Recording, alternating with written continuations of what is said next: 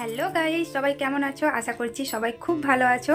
তো আমিও খুব ভালো আছি। আর আজ আবার চলে এসেছি আর একটা নতুন ভিডিও নিয়ে। তো তোমরা তো থাম্বনেল থেকে বুঝেই গিয়েছো কি আজ কোন টপিকে ভিডিও হতে চলেছে। তো আজ তোমাদের দাদা ভাই আমাকে রান্না করে খাওয়াবে। তো তোমাদের দাদা ভাই এখন বাড়ি চলে এসেছে অফিস থেকে।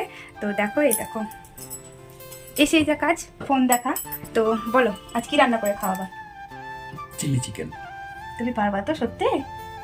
চেষ্টা করি। আচ্ছা, ও মিথ্যা কথা বলছে, আমি জানি ও খুব সুন্দর রান্না করে। তো আজ তোমাদের দাদা ভাই রান্না করবে। আর বেশি কথা বলবো না, চলো এখন সোজা চলে যাই রান্নাঘরে।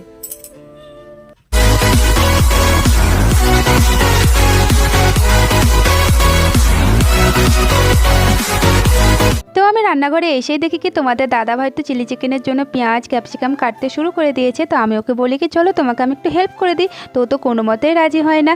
তারপর শেষমেশ বলে কি আচ্ছা ঠিক আছে চলো, তোমার যখন এত ইচ্ছা আমাকে হেল্প করার তো এই রসুনগুলো একটু ছাড়িয়ে দাও।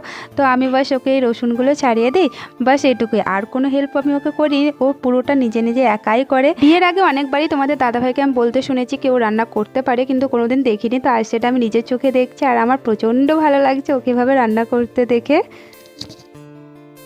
কার কাছে শিখেছো রান্না করা? মায়ের কাছে। বাহ, সব ক্রেডিট মা। আচ্ছা। তো এইবার এদিকে তোমাদের দাদা ভাই এক এক করে পকোড়াগুলো ভাজতে শুরু করে দেয়। আর পকোড়ার গন্ধে ততক্ষণে নিকিও চলে আসে রান্নাঘরে। তো এখানে বলে দিই নিকি হলো ওর দাদার মেয়ে, খুব কিউট খুব সুইট। তো ও রান্নাঘরে চলে আসে পকোড়া খাওয়ার জন্যে। তো ওকে পকোড়া খেতে দেয়, তার সঙ্গে এই যে তোমাদের দাদা ভাই আমাকেও একটা পকোড়া খাইয়ে দেয়, কারণ অনেকক্ষণ থেকে আমি ভিডিও করছি। তো এবার পকোড়াগুলো ভাজা হয়ে গেলে তোমাদের দাদাভাই গরম তেলের মধ্যে ক্যাপসিকাম পেঁয়াজ কুচানো লঙ্কা রসুন সমস্ত কিছু দিয়ে নাড়তে থাকে। কিছুক্ষণ নাড়ার পর এর মধ্যে দিয়ে দেয় tomato sauce chilli sauce soya sauce, আর তারপরে দিয়ে দেয় পরিমাণ মতো লবণ। আর তারপর ভেজে রাখা পকোড়াগুলো এর মধ্যে দিয়ে আবার কিছুক্ষণ নাড়তে থাকে। আর একদম শেষে দিয়ে দেয় জলে গুলে রাখা কর্নফ্লাওয়ার। ব্যাস হয়ে গেল আজ তোমাদের দাদা ভাইয়ের হাতের স্পেশাল চিলি চিকেন। তো তোমাদের দাদা ভাইয়ের রান্না তো হয়ে গেছে, তো চলো আগে টেস্ট করে দেখি। পরে রুটি দিয়ে খাবো, কিন্তু এখন একটু টেস্ট করে দেখা যাক কেমন হয়েছে।